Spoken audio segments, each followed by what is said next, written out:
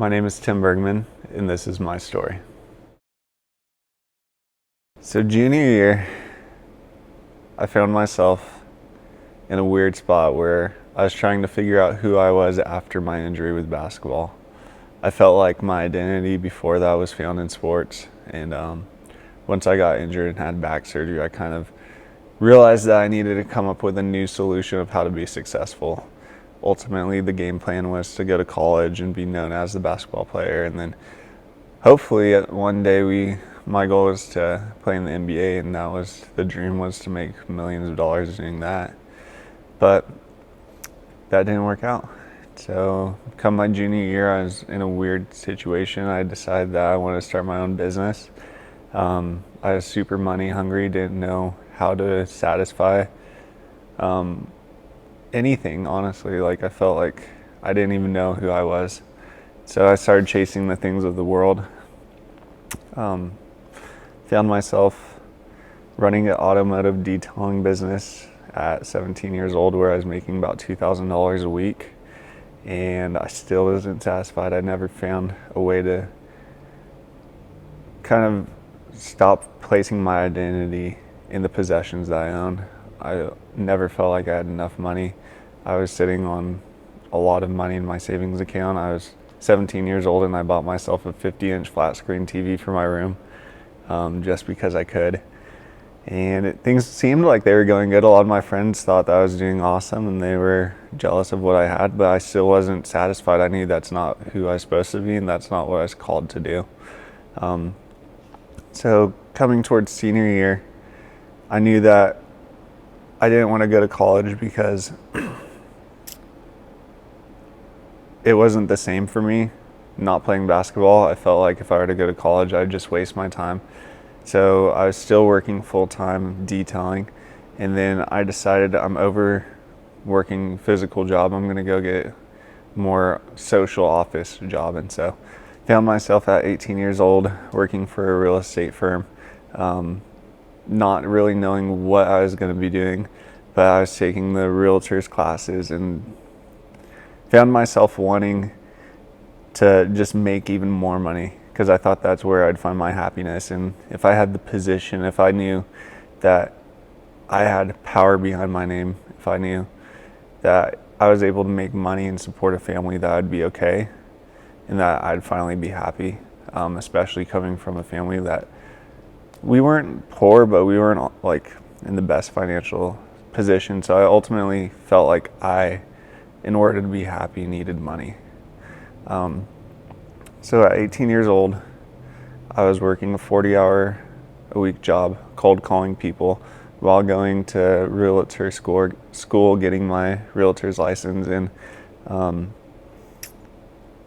it just wasn't fun. I was making $17 an hour, 40 hours a week, making good money, and I just never felt satisfied. I was pursuing to build an empire, but I didn't really have a purpose for it. Didn't really have an idea of why I wanted to be successful, other than I just felt like money was the only thing that could make you successful, and I felt like that was the only way that I could have a position and authority and power. But I remember walking into my boss's office one day, and he sat me down and he goes, "Tim, what do you do for fun?" I told him I go to work, go home, and that's it. That's pretty much what I do for fun, is making money. And he looked at me and he said, "We need to get you to go to the young adults group." And that's the day that my life kind of changed. As soon as we left that meeting, he threw me in a group chat with me, my boss, and then Pastor Allen, and kind of introduced me and said, "Hey, this is Tim. He's going to come visit you on Wednesday." And ultimately, I didn't want to. I did the church scene in high school, and I felt like, it didn't really do anything for me, and I didn't feel connected. But looking back now, I realize it was because I was being selfish. I didn't get anything out of it in like a personal gain in regards to position or title.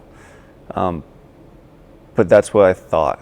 I didn't realize what ultimately could come out of me spending time at church. And so I showed up Wednesday. It was February 15th of 2017, I believe.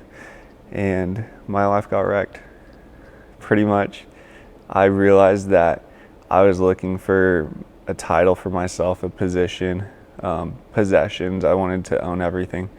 But in all reality, I realized that I needed to just let God be God. And crazy coincidence, for my varsity jacket, my Letterman's jacket, I got it my sophomore year because I was on 2 varsity sports my sophomore year, and then a captain for one of those. The verse I put on the back of my jacket was Hebrews 13:5-6, and it said, "Keep your life free from the love of money and be content with what you have. For he has said, I will never leave you nor forsake you." So we could confidently say, "The Lord is my helper. I will not fear. What can man do to me?"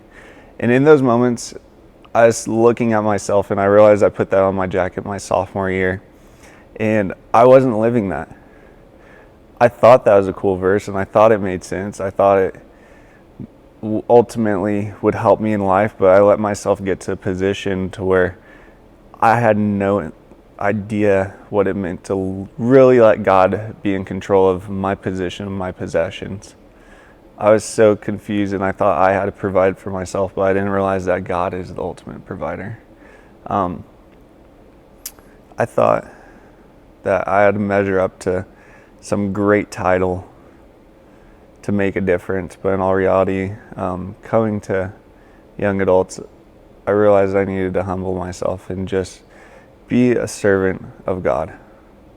I think it's really significant to see the life of Moses as he did all of these great things throughout the Bible.